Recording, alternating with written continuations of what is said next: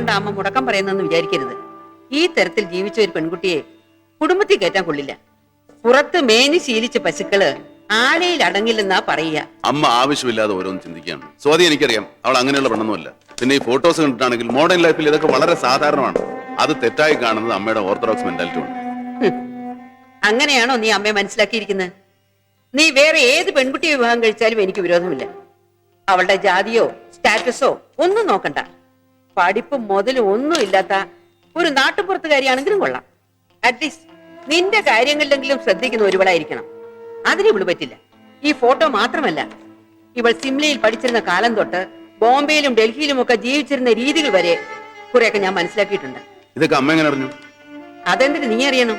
ആ കവറിങ് അത് നീ കാണണ്ട. കാണണം.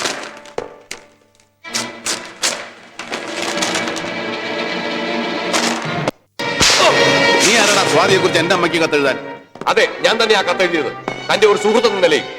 ചെറുതിലെ മുതലേ സ്വാതി എനിക്കറിയാം. എനിക്ക് നിന്നെ അറിയാം. കോവിലകത്ത് സംസ്കാരവുമായി ചേർന്ന് പോകുന്നതല്ല അവരുടെ സ്വഭാവം. അവൾ നിനക്ക് ചേരില്ല. എനിക്ക് ചേരുന്നതാണോ അല്ലയോ എന്ന് തീരുമാനിക്കുന്നത് ഞാനാണ്, നീയല്ല. ജീവിതത്തിന്റെ കാര്യത്തിൽ രവി വെറുതെ വാശി പിടിക്കുകയാണ്. വാശിയെങ്കിൽ വാശി തന്നെ. I don't want any bloody advice from anybody. I will marry her.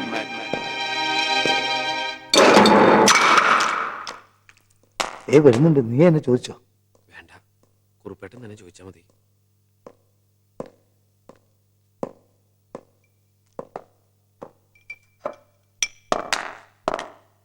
ഇവനെന്തോ ചോദിക്കാനുണ്ടെന്ന്. Sir, എന്താ? കുറച്ച് ലീവ് കിട്ടിയാ കൊള്ളാന്ന്. എന്തിനാ? നാട്ടിലേക്കൊന്ന് പോണെന്നല്ലേ? അവന് ചോദിക്കാനുണ്ടെന്ന് പറഞ്ഞിട്ട് താനാണല്ലോ ചോദിക്കുന്നത്.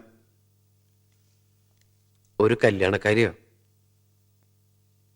നീ എന്താ കല്യാണം കഴിക്കാൻ പോകുന്നത്? അതല്ല, പെങ്ങളുടെ കല്യാണക്കാരിയാ. അതിന്റെ പേരില് അവിടെ എന്തൊക്കെയോ തകരാറുകൾ സംഭവിച്ചിട്ടുണ്ട്. ആ, കല്യാണം കഴിച്ചാൽ ചിലപ്പോ തകരാറിലൊക്കെ ഉണ്ടായെന്ന് വരും. അതിനിപ്പോ നീ എന്തിനാ അങ്ങോട്ട് പോകുന്നത്? അവിടെ പോയി കൂടുതൽ തകരാറുണ്ടാക്കാനോ? അല്ല, അമ്മ വേഗം ഒന്ന് അത്രയിടം വരെ ചെല്ലണമെന്ന് പറഞ്ഞു. ഓഫീസിൽ ലീവ് ആപ്ലിക്കേഷൻ എഴുതി കൊടുത്തേക്ക്.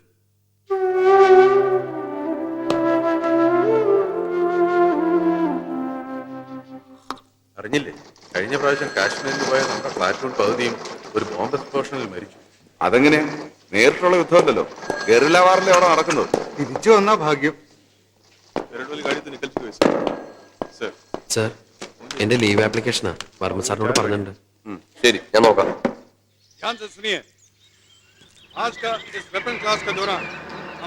ഓഫീസിൽ കണ്ടില്ല. അപ്പോഴേ ഞാൻ വിചാരിച്ചു എവിടെങ്കിലും ഒറ്റയ്ക്ക് ഇരിക്കുകയായിരിക്കും. മനസ്സിനൊരു സുഖമില്ല. എനിക്കറിയാം. ഞാനൊരു കാര്യം പറഞ്ഞാ രവി കേൾക്കൂ. താനൊരു 2-3 മാസം ഇവിടെ നിന്ന് മാറി നിൽക്കും. എങ്ങോട്ട്? പഴയ ഓർമ്മകളൊന്നും മനസ്സിനെ അലട്ടാത്ത എങ്ങോട്ടെങ്കിലും. ഞാനിത് ആലോചിക്കാഞ്ഞിട്ടല്ല. കോലോത്തി എന്ന അമ്മയുടെ ഓർമ്മ മറ്റെവിടെങ്കിലും ആണെങ്കിൽ സ്വാതിയുടെ ഓർമ്മ വരും. തനിക്ക് ഇൻട്രസ്റ്റിംഗ് ആയ എന്തെങ്കിലും ചെയ്യാൻ പറ്റിയ സ്ഥലമാണ്. വെറുതെ ഇരിക്കും. An ideal mind is doubles വർഷം. രവിക്ക് ഹണ്ടിങ് ഇഷ്ടമല്ലേ? അങ്ങനെ എവിടെങ്കിലും? അങ്ങനെ ഒരു സ്ഥലമുണ്ട്, ചന്ദ്രഗിരി. തനിക്ക് എങ്ങനെ ചന്ദ്രഗിരിയെ പറ്റി അറിയാം? നമ്മുടെ മണിയുടെ നാടാ. അവൻ 1000 നാവ് ആ സ്ഥലത്തെ പറ്റി പറയുന്നു. Very good. It's A nice remote village. എന്റെ കുട്ടിക്കാലത്ത് വെക്കേഷന് ഞങ്ങൾ അവിടെ ഒരു ഗവർണറുകളുടെ വീട്ടിൽ പോയി താമസിക്കായിരുന്നു. ഇഫ് യു ആർ ഇൻട്രസ്റ്റഡ്, ഗവർണറുടെ വീട്ടിൽ താമസിക്കാൻ ശരിയാക്കാം. അതിപ്പോ പൂട്ടിക്കിടക്കുക. എന്തു പറയുന്നു?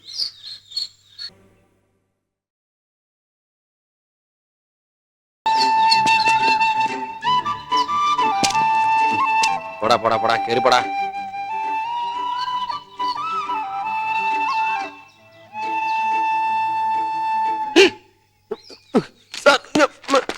സോറി, ഞാൻ paper.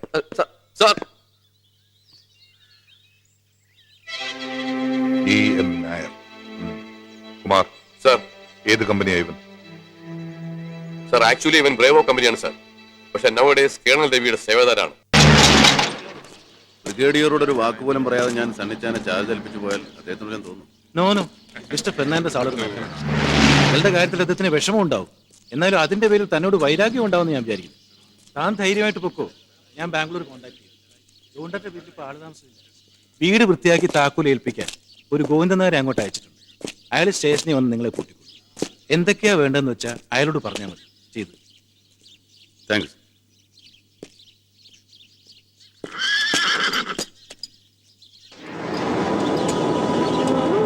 Swati, come on, yeah, let's go.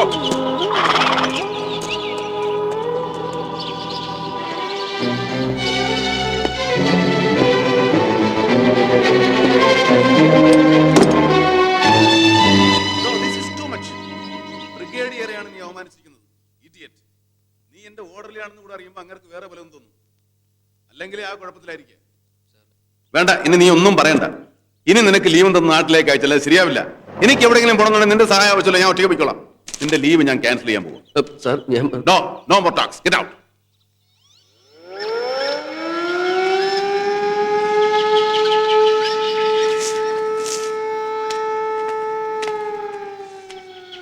ആർക്കാ വലിയിട്ട് ഈ ചാക്കണക്കിന് വാരി കൊടുക്കുന്നേ? വാരി കൊടുക്കുന്നു. നമ്മൾ 3 പേരെ പോലുള്ള അവകാശം അവക്കുണ്ട്. അത് പണ്ട് ദേവി ചേച്ചി ആച്ചമ്മ കുടുംബത്തിൽ നിന്ന് പുറത്താക്കുന്നതിന് മുമ്പ് പുറത്താക്കിയാലും പെങ്ങളല്ലാണ്ടാവൂടാ. ആങ്ങളമാരാണെന്ന വിചാരം ചേച്ചിക്കില്ലല്ലോ. ഉണ്ടായിരുന്നെങ്കിൽ ആച്ചമ്മ നിശ്ചയിച്ച് വിവാഹത്തെ എതിർത്ത് ഇവനെ പോലെ ഒരുത്തന്റെ കൂടെ മകളെ കെട്ടിച്ചേക്കുമായിരുന്നു. ഇനി ആ പഴയ പല്ലവി പാടണ്ട. അതിനുള്ള ശിക്ഷ ഞാൻ അനുഭവിച്ചു കഴിഞ്ഞു. എന്നെയും കുഞ്ഞുങ്ങളെയും സുഖമില്ലാത്ത എന്റെ കെട്ടിയനെയും തറവാടിന്റെ പടിക്ക് പുറത്താക്കിയില്ലേ? അദ്ദേഹത്തിന്റെ ശവം ആശുപത്രി വരാന്തയിൽ അനാഥമായി കിടന്നപ്പോഴും ശവം അടക്കാൻ എന്റെ മകൻ മണികണ്ഠൻ നാട് നീളെ തെണ്ടിയപ്പോഴും ഈ ആച്ചമ്മ ആങ്ങളമാരൊന്നും കണ്ടില്ലല്ലോ. കുടുംബമഹിമ നീ കൂടുതൽ എന്നെ കൊണ്ട് പറയിക്കണ്ട. എന്താടി ഇത്ര പറയാനുള്ളത്? ഇറങ്ങടി കളത്തിന് പുറത്ത്. ഓണം കിട്ട് തെണ്ടാൻ വന്നതും പോരാ, ഇപ്പൊ നിന്ന് അഹങ്കാരം പറയുന്നു. തെണ്ടാൻ വന്നല്ല, വലിയേട്ടൻ വിളിച്ചിട്ട് വന്നതാ. ഇവിടുത്തെ അരി നെല്ലൊന്നും എനിക്ക് വേണ്ട. കൊമ്പത്തെ പ്രതാപം ഇല്ലെങ്കിലും 3 നേരം ഉണ്ടു കൊടുത്തും കഴിയാനുള്ള വക എനിക്കുണ്ട്. അത് മതി. വേണ്ടാന്ന് ഞാൻ പറഞ്ഞതല്ലേ. വിളിച്ചു വരുത്തി നാണം കടത്താനായിരുന്നു വലിയേട്ടന്റെ ഉദ്ദേശം. സമാധാനമായല്ലോ അല്ലേ? വാ മോളെ. വെക്കടാ അവിടെ, എടുത്തകത്ത് വയ്ക്കടാ. പിന്നെ മാത്രം ഒരു പത്തായം. എടാ മേലെ ഞാൻ അറിയാതെ 1 മണി നെല്ലോ കാശോ ആർക്കെങ്കിലും കൊടുത്തിട്ടുണ്ടെങ്കിൽ ഇനി നിന്നെയാവും ഞാൻ അടിച്ചിറക്കുക. ആ അയ്യപ്പ, ഇന്ന് മൃഗഡാക്ടർ വരുന്ന ദിവസമാ. രാമൻകുട്ടിയോട് പറഞ്ഞ് നമ്മുടെ മണിക്കാളെ ഒന്ന് കൊണ്ടുപോയി എന്റെ തരി ഒന്ന് ഉടപ്പിക്കണം. അല്ലാണ്ട് അതിനെ പണിക്ക് കൊള്ളുകയില്ലാന്ന്. അല്ല, അവളെവിടെ? ആ മീനാക്ഷി.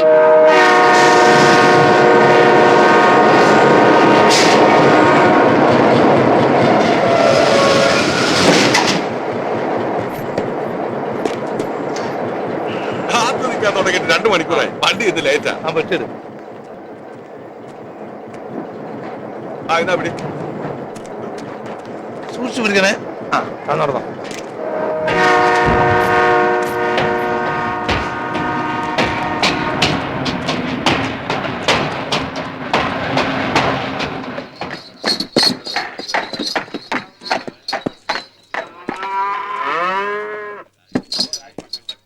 എത്തിയോ? Panchayat president GK Menon. ആളെ കണ്ടാൽ പരമയോഗ്യൻ. നിങ്ങൾക്കൊക്കെ വലിയ ഡിമാൻഡാ അല്ലേ? ഒരാഴ്ച ഇന്ന് വരും നാളെ വരും പറഞ്ഞ് കാത്തിരിക്കുന്നു. മനുഷ്യനായ പറഞ്ഞ വാക്കിനൊക്കെ ഒരു വില വേണം. ഞാൻ ഒരു പഞ്ചായത്ത് പ്രസിഡന്റ് ആണെങ്കിലും ഭരണകക്ഷിയുടെ ആളാ. ഞാൻ വിചാരിച്ചതിന് ജോലി തീർപ്പിക്കാൻ പറ്റും. അറിയോ? ഞാൻ ആരാണെന്ന് വിചാരിച്ചാ തനി കിടന്ന് ചാടുന്നേ? താൻ വെറുതെ ആടിനും പാണ്ടും ചികിത്സിക്കുന്ന ഡോക്ടറല്ലേ? ഗമ കണ്ടാ തോന്നും ആളെ ഓപ്പറേഷൻ ചെയ്യുന്ന ഡോക്ടറാണ്. ഡോക്ടറോ? നോക്കി ഇന്ന് സമയം കളയണ്ട. പെട്ടിയും കൊട്ടൊക്കെ എടുത്തു വെച്ച് പണി തുടങ്ങാം. ആദ്യം തരി ഉടക്കാളെ എന്റെ ഒക്കെ തരി ഉടച്ച് പണിയെടുപ്പിക്കാറാക്കുക. പിന്നെ ചവിട്ടിക്കാൻ ഒരു കാളയൊരു. നിങ്ങൾ എന്താ ധരിച്ചിരിക്കുന്നത്? പശുവിന് ഗർഭം ഉണ്ടാക്കാനും തരി കൊടുക്കാനുള്ള ആളാ അദ്ദേഹം എന്നാ? മൃഗഡോക്ടർ അല്ലേ? മൃഗഡോക്ടർ അല്ല, മിലിറ്ററി ഓഫീസറാ. പിന്നെന്തിനാ ഇങ്ങോട്ട് പോന്നെ? ആള് വന്ന് വിളിച്ചപ്പോ ഇങ്ങോട്ട് പോന്നു. വിളിച്ചപ്പോ പറയണ്ടേ? ഞാൻ ഇയാൾ ഗോവിന്ദനായരാന്നാ വിചാരിച്ചത്. എടോ, ഇവരെ പറഞ്ഞിട്ട് കാര്യമില്ല. തന്നെ കൊണ്ടൊരു വഴിക്കിറങ്ങി എന്നെ വേണം തല്ലാൻ. മരം കോടനാ താൻ. കാളെ പറ്റുമെന്ന് കേട്ടാ ഉടനെ കയറെടുക്കുന്ന പോത്തക്കോടൻ. ഞാൻ എന്ത് ചെയ്തു എന്നാ? വല്ലവന്റെ നില പെട്ടിയെടുത്ത് വെച്ച് കൊടുക്കാൻ തന്നോട് ആരാ പറഞ്ഞേ? എന്റെ മാനം കെടുത്താൻ വേണ്ടി കച്ച കെട്ടി ഇറങ്ങിയിരിക്കുക ഇയാള്. എടോ, വായി നോക്കി നിൽക്കാതെ ആരോടെങ്കിലും ഒന്ന് വാതറൊന്ന് ചോദിക്കടോ, ഈ മുടിഞ്ഞ കൗണ്ടർ വീട് എവിടെയാണെന്ന്. വല്ലാത്തൊരു ചുറ്റലായിപ്പോയി. പട്ടാളത്തിൽ നിന്ന് ഒരു കേണൽ വരുന്നെന്നും പറഞ്ഞ് കാലത്ത് മുതൽ കാത്തിക്ക സ്റ്റേഷനില് വെറുതെ. എന്നിട്ട് അയാൾ വന്നില്ല. എവിടെ? അങ്ങേരിനി വേറെ വല്ല വഴിക്കെങ്ങാനും വരുന്നുണ്ടോ ആവോ? അടുത്ത വണ്ടി ഇനി 3 ദിവസം കഴിഞ്ഞിട്ടല്ലേ ഉള്ളൂ. അതുവരെ എനിക്ക് ഇവിടെ നിൽക്കാൻ വയ്യ. അങ്ങേരെങ്ങാനും വന്നാൽ ഈ താക്കോൽ അങ്ങ് കൊടുത്തേക്ക്. വീടെല്ലാം നല്ല തുടച്ച് വൃത്തിയാക്കി വെച്ചിട്ടുണ്ട്. എന്താ ഗോവിന്ദനായരെ, നിങ്ങളുടെ പട്ടാളം വന്നില്ലേ? ഇല്ല, ഞങ്ങൾ അതിനെ കുറിച്ച് ഇങ്ങനെ സംസാരിച്ചോണ്ടിരിക്കുകയായിരുന്നു. താക്കോല് ഇവിടെ തന്നിട്ടുണ്ട്. ഇന്ന് തന്നെ തിരിച്ചെത്തണമെന്നും പറഞ്ഞാ എന്നെ വിട്ടത്. ഞാൻ പറഞ്ഞതൊക്കെ ഓർമ്മയുണ്ടല്ലോ. ഡോക്ടർക്ക് വളരെ വേണ്ടപ്പെട്ട ആളാണ്. കാര്യമായിട്ടൊന്ന് നോക്കിക്കോണം. അത് പിന്നെ പ്രത്യേകിച്ച് പറയണോ? ഒരു കുറവും വരുത്താതെ ഞങ്ങൾ നോക്കിക്കോളാം. നായർ ധൈര്യമായിട്ട് പൊക്കോളൂ.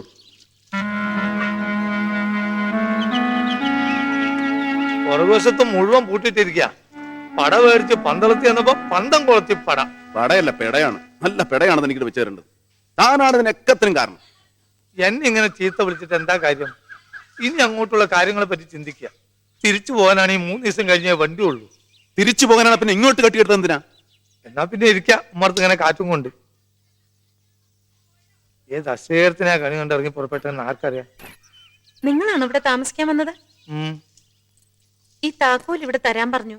ആര് പറഞ്ഞു? എന്റെ അച്ഛൻ. നിന്റെ അച്ഛൻ എന്താ കുരുടനാണോ? ഞങ്ങൾ സ്റ്റേഷനിൽ വന്നിറങ്ങിയ ആൾ കണ്ടില്ലേ? എവിടെയാള്? അച്ഛൻ പാടത്ത് പമ്പ് സെറ്റ് നന്നാക്കാൻ പോയിരിക്കുക. അത്തരം ജോലി തിരക്കുള്ള ആളാണെങ്കിൽ ഇത്തരം കാര്യങ്ങൾ ഏറ്റെടുക്കരുത്. മനുഷ്യനെ ചുറ്റിക്കാൻ സ്റ്റേഷനിൽ കാണാന്ന് പറഞ്ഞിട്ട് എവിടെ പോയി കിടക്കായിരുന്ന ആള്? അയാൾ എന്താ പറഞ്ഞത്? ചെച്ചത്ര അയാൾ കാണിച്ചതെന്ന്. എടോ വാതില് തുറക്കടോ. ഇനി എന്റെ മുമ്പിനെങ്ങാലും വന്ന് വിട്ടാ തെറി കൊണ്ട് ഞാൻ അഭിഷേകം ചെയ്യുമെന്ന് പറഞ്ഞേക്കും നിന്റെ അച്ഛനോട്.